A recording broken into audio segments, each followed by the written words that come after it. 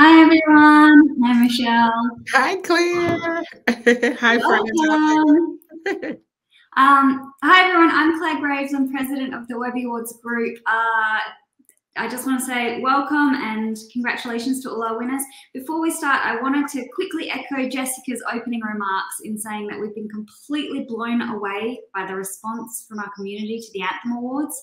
When we started planning the Anthem Awards, we could never have dreamed about how incredible our first year would be. So thank you all for your support. We also could never have dreamed of a more fitting partner for our first year. We are so proud to have Omidyar Networks as our first sponsor supporting the awards, and I am thrilled to be joined by Michele L. Jawando, Senior Vice President of Programs for Omidyar Networks, to talk about their work.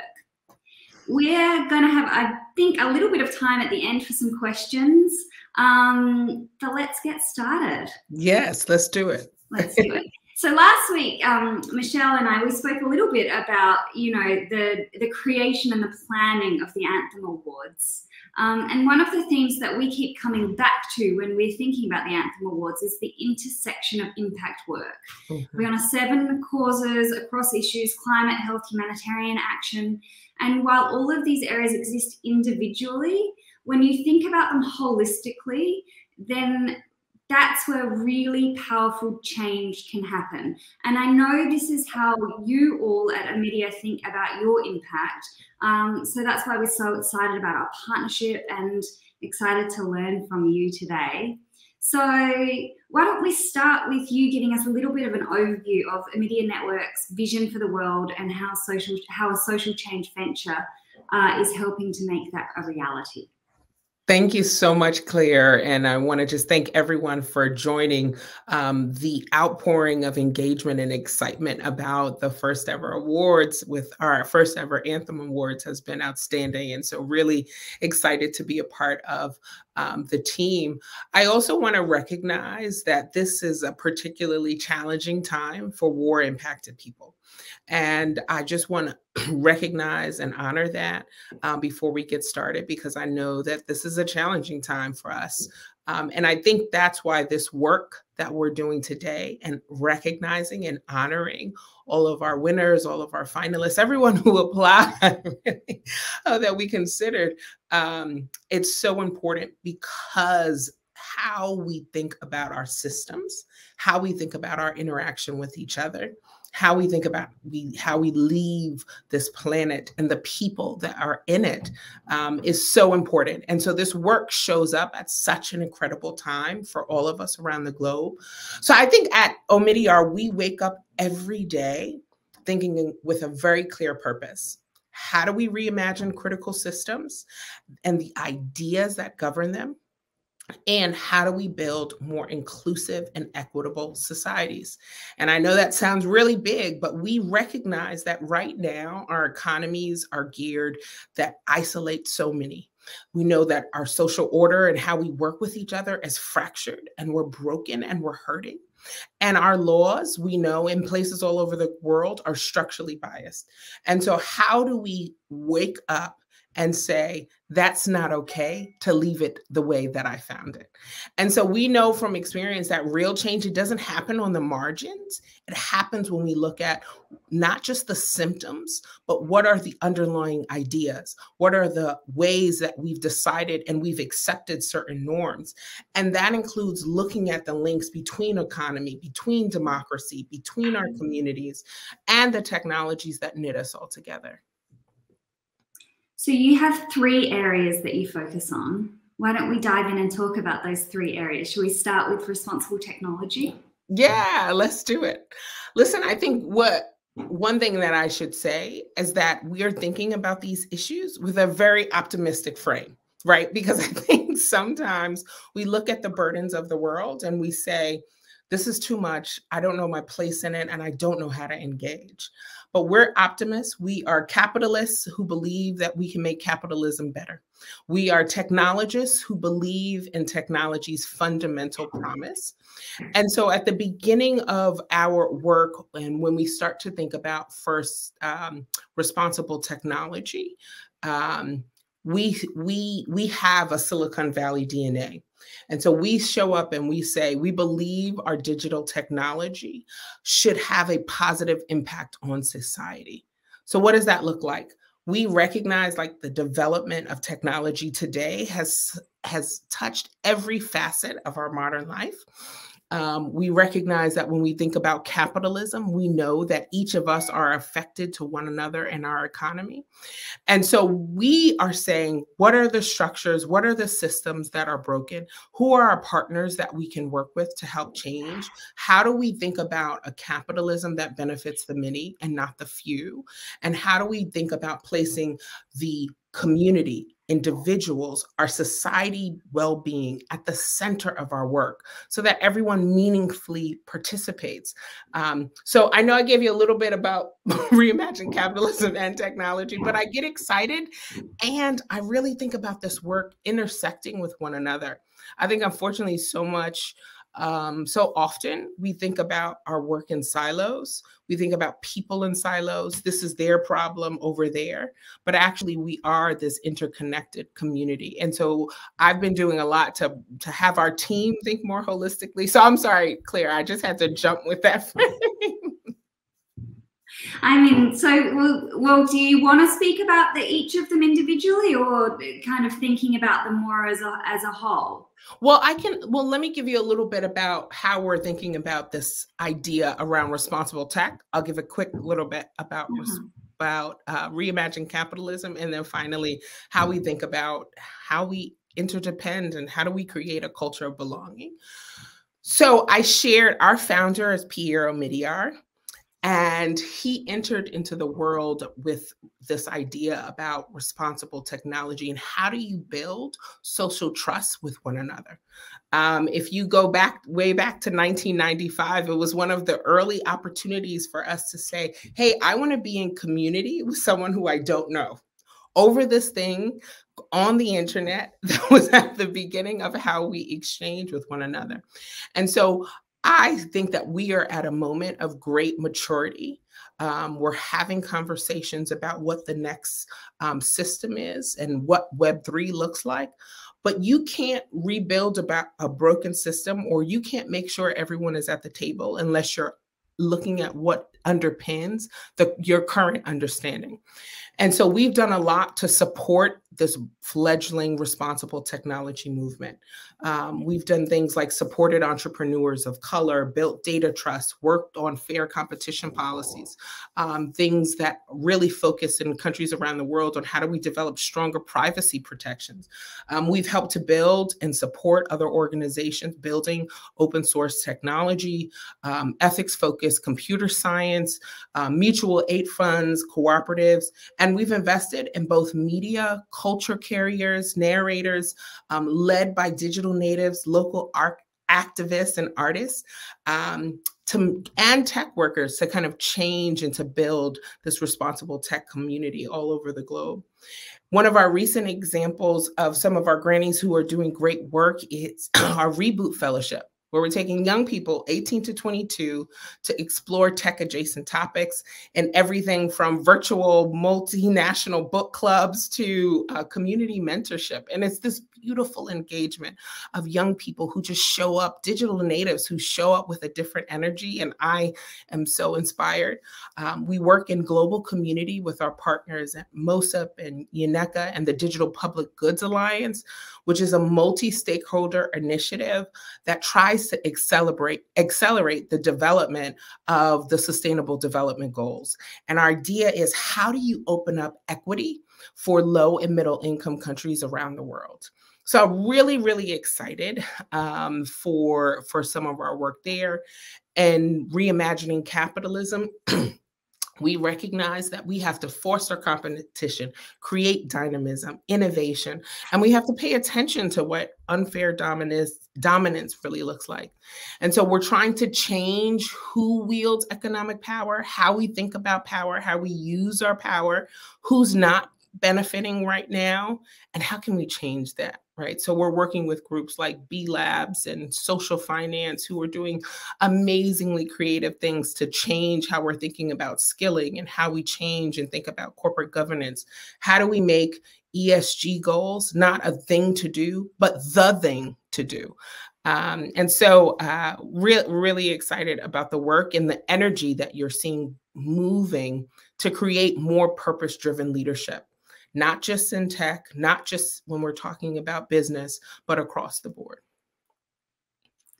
So much stuff. I'd love to stay on the reimagining capitalism just for a little moment. You all say we're capitalists who know that the current form of capitalism is fundamentally broken. Why don't you talk a little bit more about what that means to you all and what else you're doing to change things? Yeah, I love it. And thank you, just Claire, for your leadership in this space and just like engaging and questioning and a learning moment. I think sometimes we engage and we say, this is something I care about, but we don't do anything, but you're doing it. And so I just wanted to honor you for your leadership.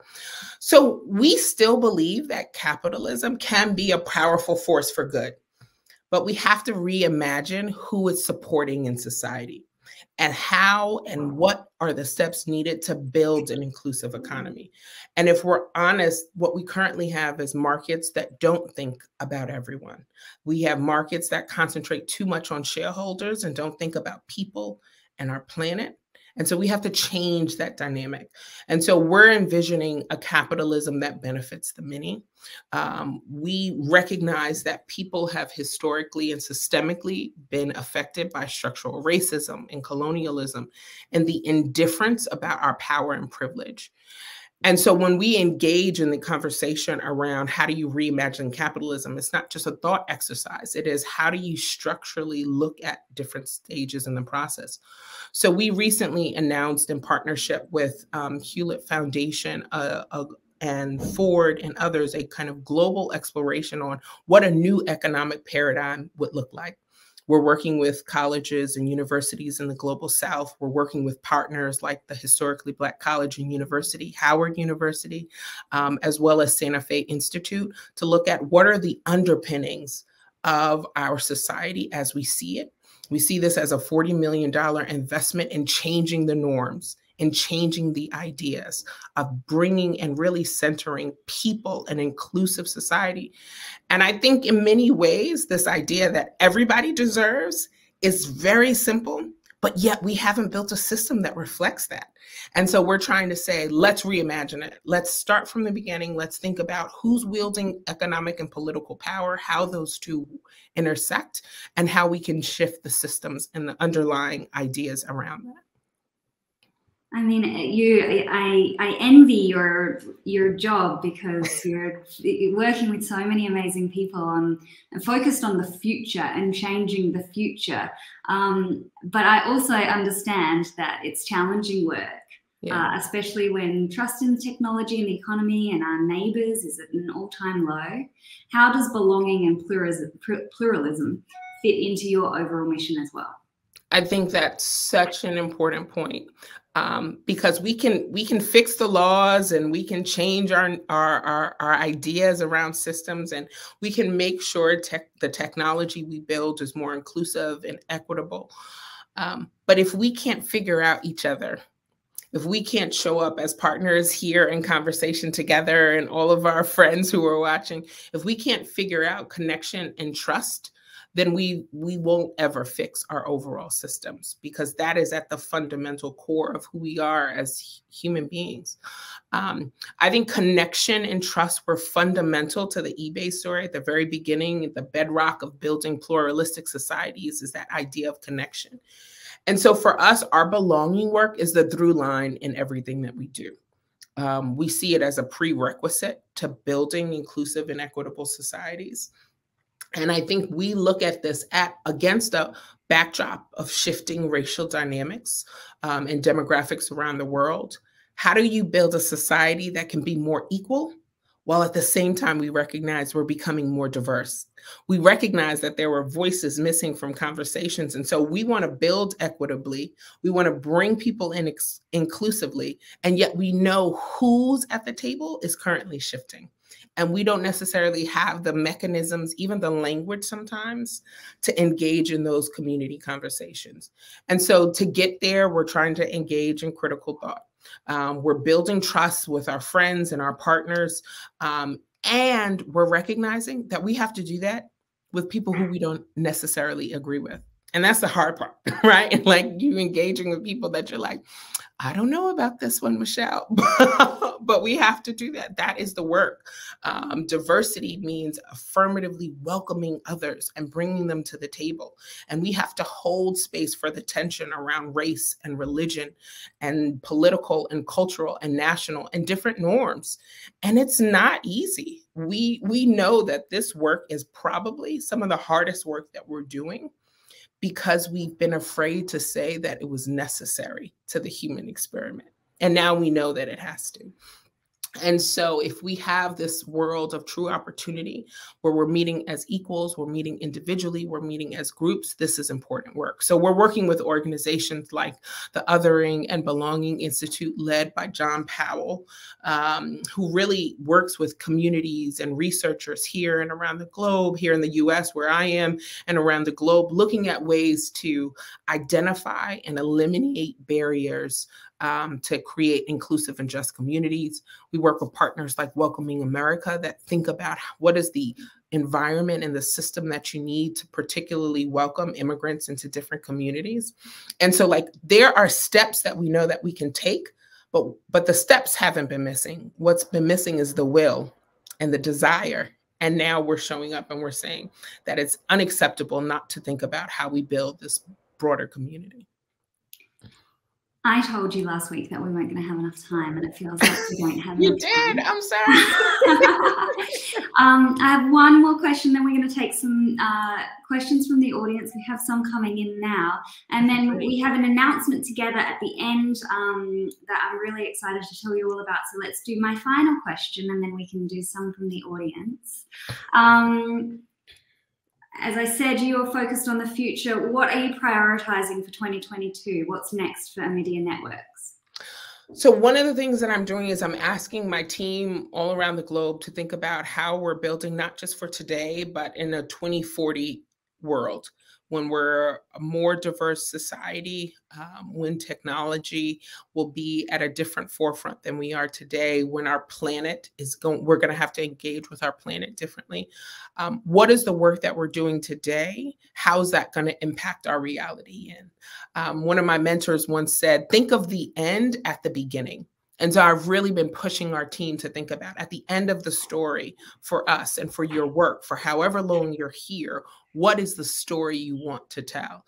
And so I think we've been doing a lot of work around thinking about our own privilege. There's been a great conversation in philanthropy. How do we use our privilege for good? How do we use it to knock down structural inequalities? How are we thinking about prosperity and well-being? How are we focusing on particularly bringing in voices who traditionally have been out of the mix and out of the kind of centers of power? So we've been doing a lot of work around in the United States, working again with organizations like historically Black colleges and universities. We made a recent grant to my sister's alma mater, Spelman College, which is one of the forefront and leading organizations for Black women in the United States, to build the next generation of AI ethicists and technologists. We're thinking about work, particularly with Indigenous and communities of color. We are continuing to constantly engage and ask ourselves, how do we want to show up? How do we use our power? How do we use our privilege? And how do we change the stories that we tell? And finally, I've been really trying to get our team to also focus about personal well-being. You know, we come and we gather right now after multiple years of a pandemic. We're currently engaged in global conflict. And I think mentally that there's a little bit of change fatigue, there's kind of sickness fatigue. And so I'm really also making sure that we're saving space for well-being. And I mean that wholeheartedly. And I hope everybody that's listening on here finds different ways to take care of yourself. Because if we're going to be engaged, particularly in social impact work, sometimes you can burn out. And so you have to be careful to pay attention to yourself, to your well-being, because you can't help change the world if you're broken. You just can't. Amazing. I love that. From our team here, I also try and focus on well-being as well. And even for me, I know, my one thing is yoga. And I find that as soon as I have that lifeline, everything around me, the energy just completely shifts. That's so right. That's so right.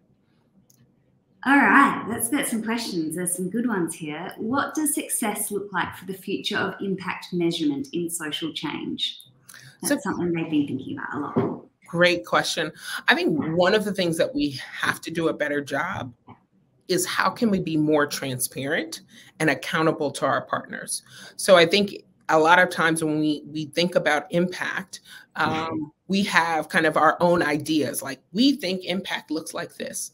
Well, one, I think we have to do a better job of bringing in partners to help us shape what impact really looks like in different sectors. So one, I think it is more inclusive. It is hearing from local partners. It is hearing from grantees. It's hearing from critics. It is hearing from people who you disagree with and getting a better sense of how they think impact will move. I think the other thing is it is changing our norms of what we think success is. So I think sometimes we're like, if we feed 50 million people in 2022, then we would have been successful. But did we change anything about the systems of how people have access to food? Did we ask what the blockages were? So I think we are trying to think systemically, not just on the symptoms of problems, but to think long-term about the underlying structures.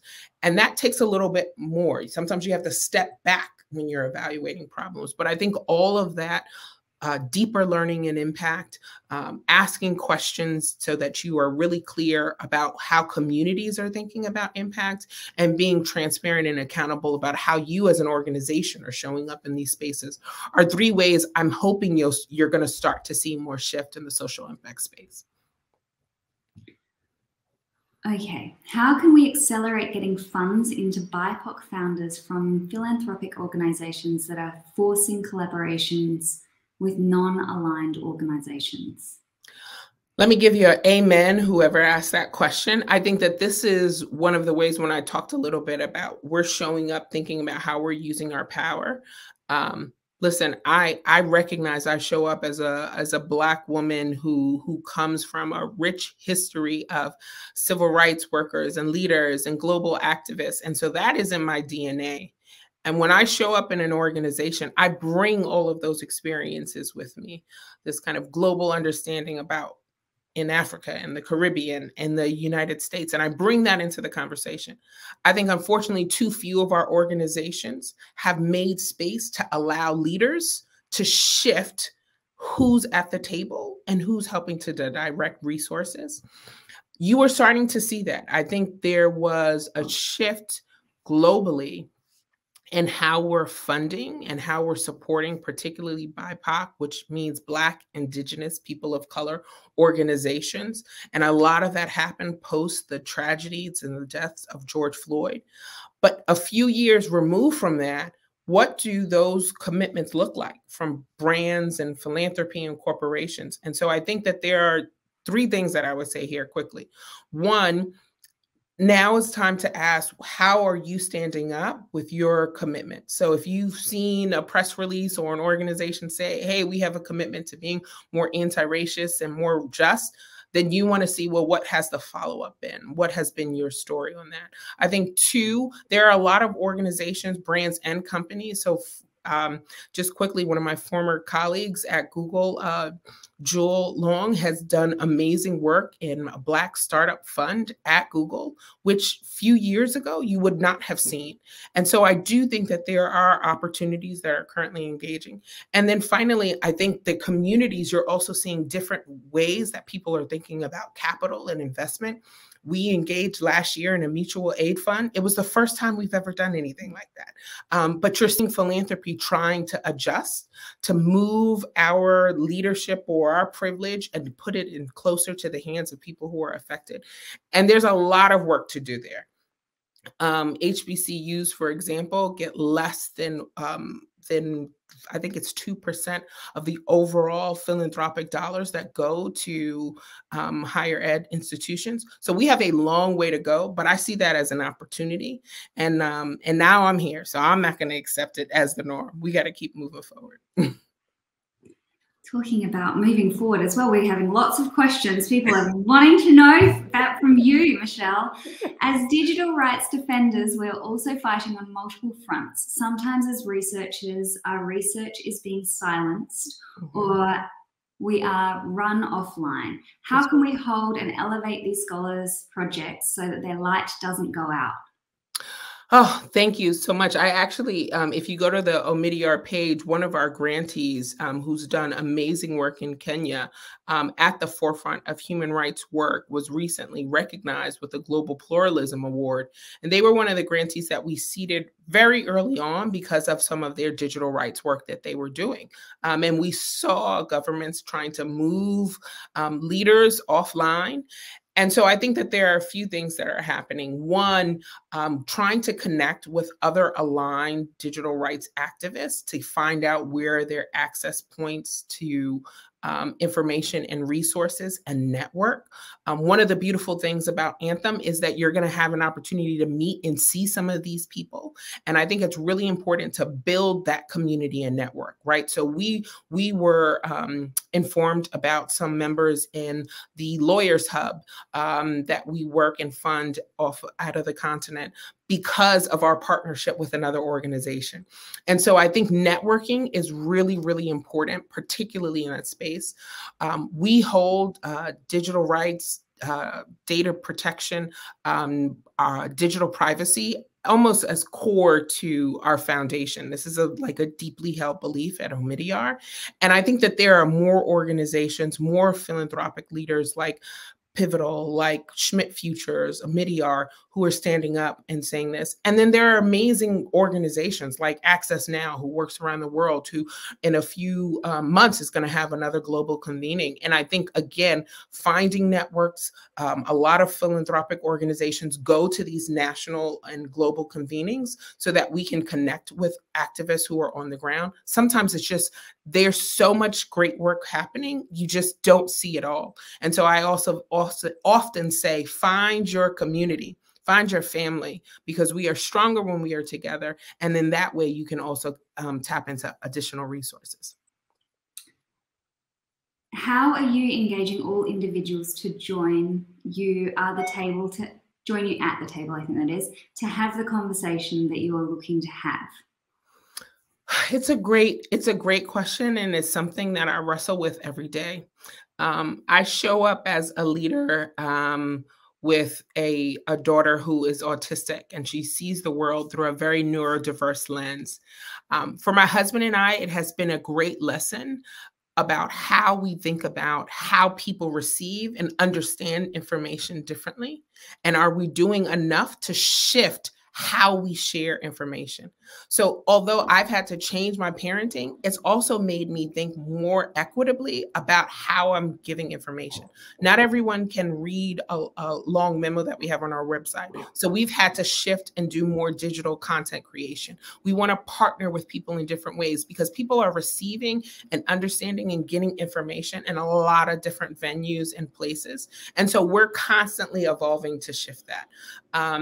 And I think if we collectively, as both a philanthropic community, but also a broader community with folks like Anthem and the Webbies, look constantly at who's the best of the internet, because again, we're building a different community. And because of that, I think one of the things that you will start to see is that people recognize we have to do this a little bit differently. There's someone who's been missing at the table. We recently launched work with one of my team members at Omidyar that said, at the beginning of the net, who was missing from the table? And if we had the opportunity to build again, what would that look like? So we're poets at the table, we're behavioral science at the table. Were there enough women and people of color? No. And so now we have an opportunity to say, we want to build differently. And let's build that together and inclusively. And so I think that there's still a lot of work to be done in that space, but I will tell you that's something that at Omidyar we've been committed to doing, and you're starting to see more change in the system in that way. I think that we may be coming towards time. There's one more question, and I do want to make an announcement about our work together. So yes, please. The Anthem Awards features so many organizations and agencies leveraging existing tech platforms for the greater good. Question for you, Michele.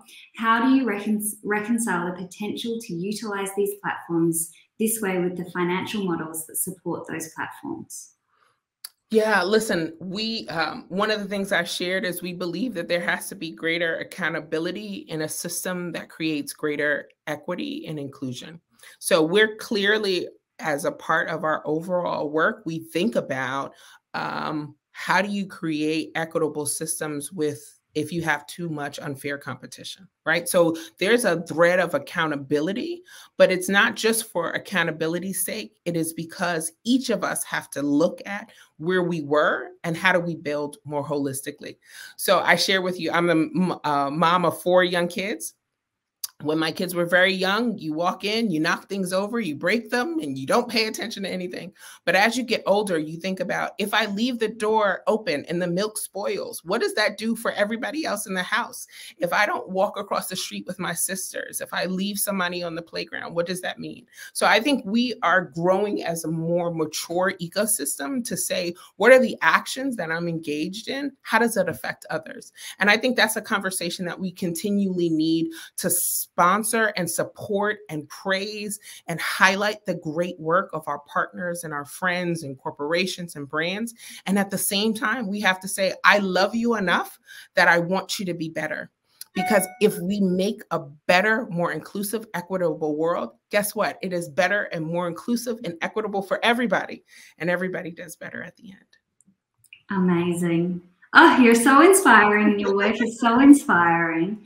Okay, so I wanted to take this opportunity to tell everybody, announce to everybody that together with the Omidyar Network, we are going to be launching responsible technology categories for the Webby Awards.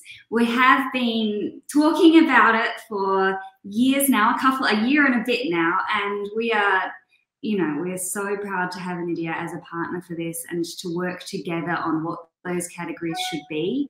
And so we don't want to do it alone. We want to do it with our community. And so we'll be working over the summer to plan those categories and get feedback from our community on those categories. So if you are interested in participating and helping us work out how we recognize this work in the right way, then do email me. I'm claire@webbyawards.com, and we will get you to be part of the process. And I just want to thank you so much, Claire. I mean, stepping up in this place, as I shared earlier, building this responsible technology system and community is so important to us because we believe we can have a tech system that works for everyone. The promise of technology is so amazing. It has mobilized and changed how we live and work and show up with each other.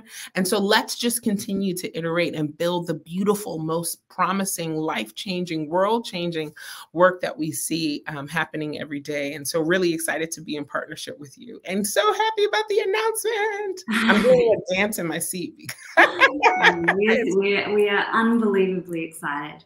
Well, thank you so much, Michele. It's been so fantastic to talk to you, and I'm looking forward to continuing it. Thank you, Claire. Thanks for your leadership. And thank you, friends. Great questions. I know we didn't get to everything, but thank you. You can find us on LinkedIn, Twitter, Instagram, and love to stay connected with you. Thank you.